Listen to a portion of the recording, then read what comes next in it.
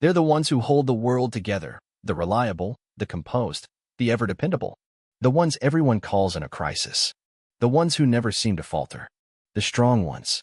But beneath that strength, beyond the calm exterior and composed smiles, lies a silent cry buried deep within. The world rarely hears it, not because it isn't loud, but because it isn't voiced. Because strong people don't scream for help. They whisper it in their sleepless nights, in their quiet sighs, in their tired eyes that still manage to smile. Take Mira, for example. She was the pillar of her family. Her friends called her their emotional anchor. No matter what storm came their way, Mira was the one everyone leaned on. Whether it was a friend's heartbreak, a sibling's financial trouble, or a parent's declining health, Mira carried it all, gracefully. She never said no. She never broke down in front of anyone. She was the strong one. But what no one saw was that every night, once the house was quiet and the calls had stopped, Mira would sit on her bed, staring at the ceiling, feeling completely and utterly hollow. Not because she didn't love the people she helped. She did, deeply. But because no one ever asked her how she was doing. No one ever offered her a shoulder to lean on. She was the strong one, and strong people don't get to fall apart. We live in a world that romanticizes strength but forgets its burden. We admire the ones who always seem to have it together, who remain composed during chaos. But we seldom stop to think who carries them when they're tired, who listens to them when their hearts are aching, who tells them it's okay to not be okay. There's a hidden cost to being the strong one, a cost paid in loneliness, emotional fatigue, and silent suffering. Because strong people are often assumed to be invincible, people forget that even the strongest shoulders have limits. That behind the unwavering support they offer lies a heart that's quietly breaking, a soul that's weary from carrying the weight of everyone else's world. Strong people are often the best at hiding their pain. They've mastered the art of masking not out of deceit, but survival. They don't want to burden others. They don't want to be seen as weak.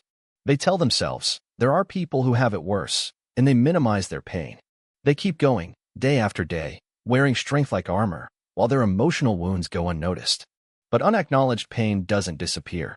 It festers. It grows in the silence. And one day, even the strongest can crumble under the weight of their own unmet needs. Mira's story is not unique. It's the story of countless people, the friend who always listens but never shares, the colleague who always volunteers but looks exhausted, the parent who sacrifices everything but never asks for help, the sibling who smiles through their own storms. Strong people don't cry in public. They cry in the shower, in the bathroom at work, on the walk home, in the 5 minutes between meetings. And then they wipe their tears, put on a smile, and go back to being the rock for everyone else. The tragedy is that they are often the last to be checked on, because others assume they're fine. After all, they always seem fine.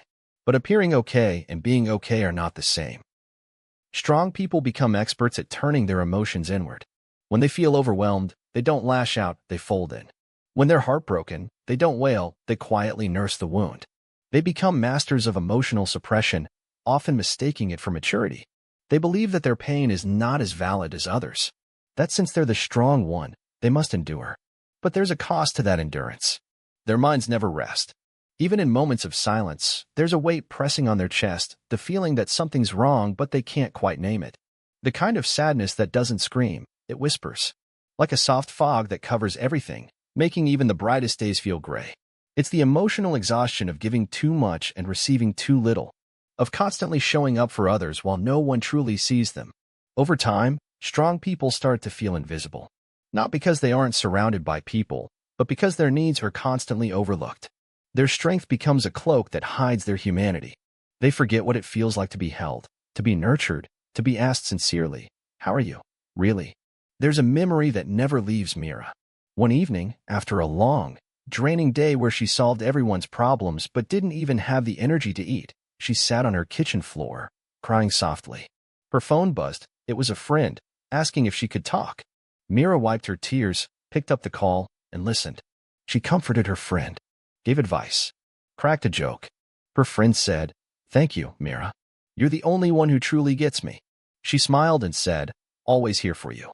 And after the call, she stared at the ceiling again, wondering if anyone would ever truly get her. Strong people are not born with more emotional stamina than others. They just learned early that falling apart wasn't an option. Maybe they were the eldest child. Maybe they had parents who depended on them. Maybe they learned that being vulnerable brought judgment instead of comfort.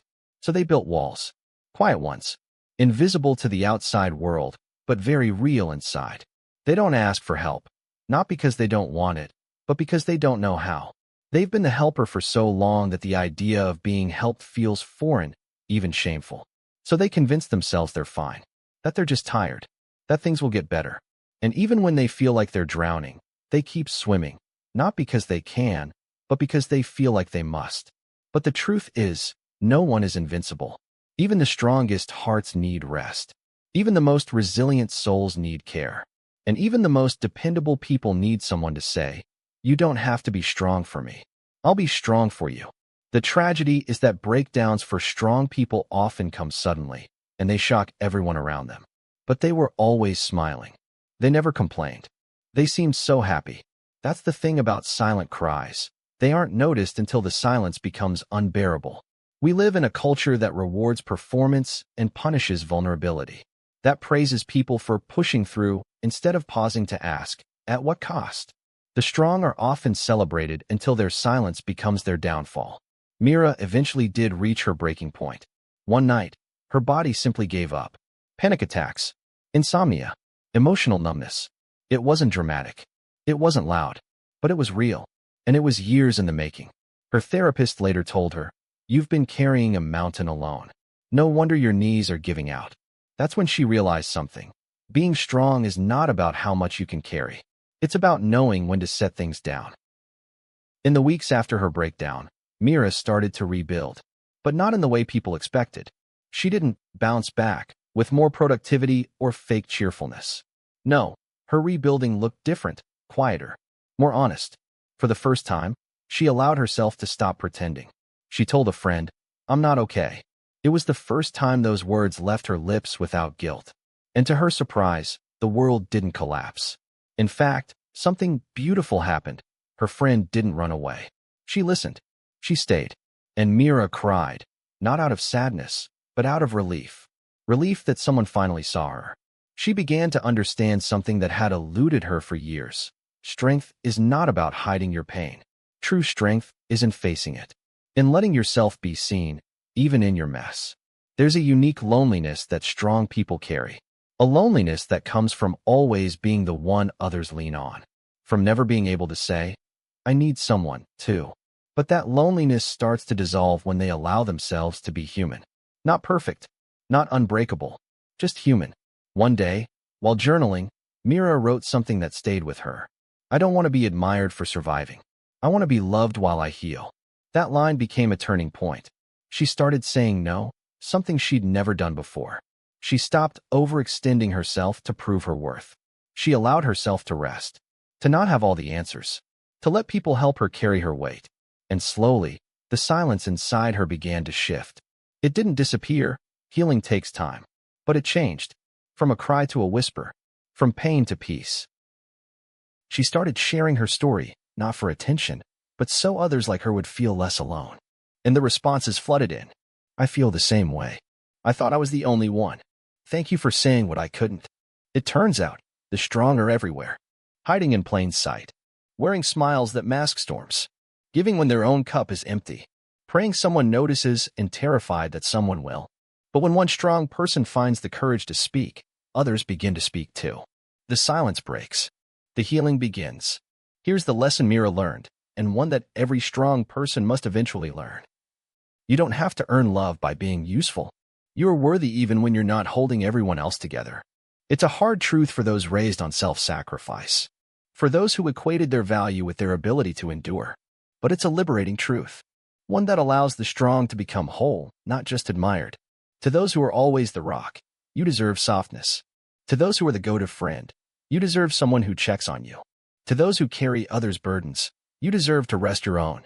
And to those whose silent cries go unheard, we see you. You're not invisible. You're not alone. Sometimes, the strongest people are the ones silently asking for someone to notice. To say, "You don't have to be strong right now. You're allowed to fall apart. And I'll still be here." It was a rainy evening when Mira finally visited her childhood home, a place filled with echoes of a girl who learned too early how to carry the weight of the world.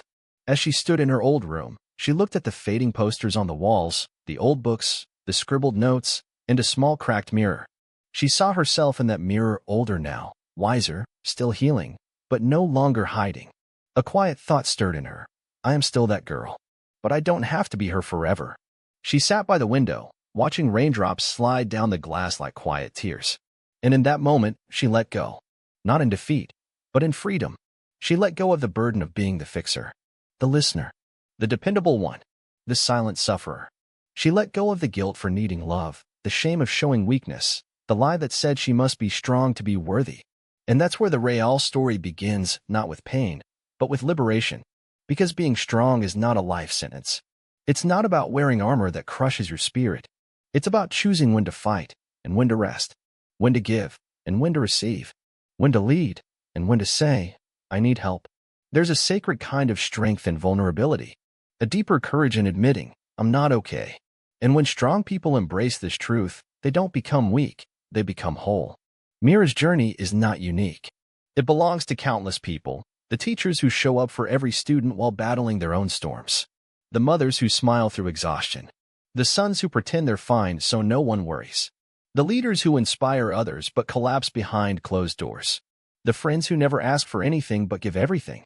To every person carrying silent pain behind loud smiles, your strength is not your silence. Your worth is not your sacrifice. You don't need to wait for a breakdown to finally ask for peace. You're allowed to choose rest over proving. You're allowed to feel lost without losing your value. You're allowed to be held, not just hold others. You're allowed to heal in your own time and still be loved through every second of it. And if no one has told you this today, you don't have to be strong right now. You just have to be real. And that's more than enough. As Mira stepped out of her old home, the rain had stopped. The sky hadn't cleared entirely, but a soft light broke through the clouds, gentle, like hope.